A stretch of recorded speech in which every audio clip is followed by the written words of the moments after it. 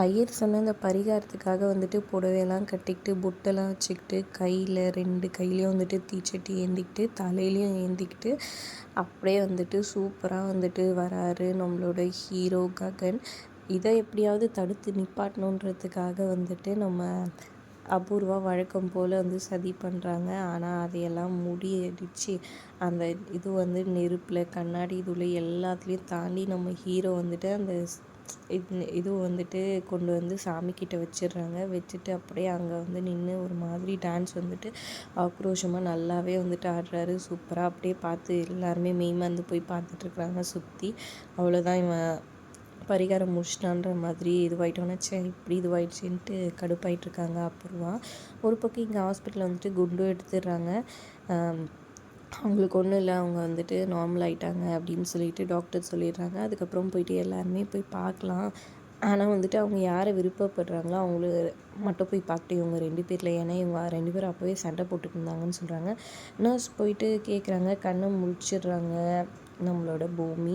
எப்படின்னு பார்த்திங்கன்னா அவங்க அம்மா முதல்ல போய் பார்த்து கடவுள் வந்துட்டு கண் முழிக்க வச்சிடணுமா, அப்படி கண்ணே நீ கண் முழிக்கலைன்னா கண்டிப்பாக வந்துட்டு இதுக்கப்புறம் நாங்கள் சாமியை கும்பிட மாட்டோம்னு சொல்லிட்டு அவங்க அம்மா வேண்டிக்கிட்டு குங்குமம் வைக்க உடனே கண் முழிச்சிடுறாங்க. அப்புறம் நர்ஸ் வந்து யாரை பார்க்கணும், இவங்க 2 பேர்லன்னு சொல்லிட்டு கேட்க கண்ணாடி வழியாக 2 பேரையும் பார்க்குறாங்க.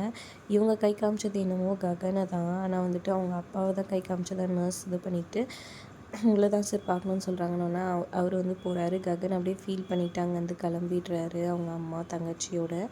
அப்புறம் அவங்க வந்துட்டு ஏம்மா இப்படியெல்லாம் பண்ண, நான் ரொம்ப பயந்து போயிட்டேன், உனக்கு ஒன்றும் ஆகலன்னு பேருக்கு தான் இதுவாச்சு, ஒரு பையனோட உயிரை காப்பாற்றுறதுக்காக உன் உயிரே கொடுக்க தயாராகிட்டேன், ஒரு வேளை அவனை நீ காதலிக்கிறியா அப்படின்னு சொல்லி கேட்க இப்போ சொல்கிறதுன்னு யோசிச்சுட்ருக்காங்க. கரெக்டாக சரி அவங்க அப்பா வந்து நிற்கிறாங்க. சொல்லுமா சொல்லுன்னொன்னே அப்படியெல்லாம் இல்லைப்பா, உங்கள் கௌரவத்துக்கு உங்களுக்கு நீங்கள் கொலைக்காரன்னு சொல்லிட்டு யாரும் சொல்லிடக்கூடாது, எதுவும் ஆகிடக்கூடாதுன்றதுக்காக தான் நான் காப்பாற்ற இது பண்ணுன்ற மாதிரி சொல்லி சமாளிச்சிடுறாங்க. அதுக்கப்புறம் செரியோட அப்பா கிட்ட வந்துட்டு நான் எப்படி அவர்கிட்ட சொல்ல முடியும், அவர் கையெல்லாம் நடுங்கிடுச்சு, என்கிட்ட வந்துட்டு அவர் காதலிக்கிறியா அப்படின்னு சொல்லி கேட்ட உடனே வந்துட்டு ஓ அப்படின்னு நான் சொன்ன உடனே வந்துட்டு அவர் ரொம்பவே பதட்டமாயிட்டார். அதான் மாற்றி சொன்னேன் அப்படின்ற மாதிரி சொல்லிடுறாங்க பூமி. அதுக்கப்புறம் இங்கே பார்த்திங்கன்னா வீட்டுக்கு வந்தோடனே வந்துட்டு அவர் காலெல்லாம் அடிபட்டிருக்கும், ககன் காலை, அதெல்லாம் வந்துட்டு இது பண்ணி சரி பண்ணிகிட்ருக்குறாங்க. அந்த பொண்ணு நம்மளுக்கு கிடச்சது உண்மையிலே பெரிய விஷயம், நமக்காக அவ்வளோ உயிரை கொடுத்து இது பண்ண பார்த்தாலேன்னு சொல்லிட்டு உண்மையிலேயே பெரிய விஷயன்ற மாதிரி அவங்க அம்மா வந்து ககன்கிட்ட சொல்லி இது பண்ணிகிட்ருக்காங்க. ககனும் வந்துட்டு பூமி நினச்சி ஃபீல் பண்ணிகிட்ருக்காரு. மறுநாள் ஹாஸ்பிட்டலுக்கு போகிறாங்க ககன், அவங்க தங்கச்சி, அவங்க அம்மாலாம். தங்கச்சி அவங்க அம்மாவும் உள்ளே போய் பேசிகிட்ருக்குறாங்க.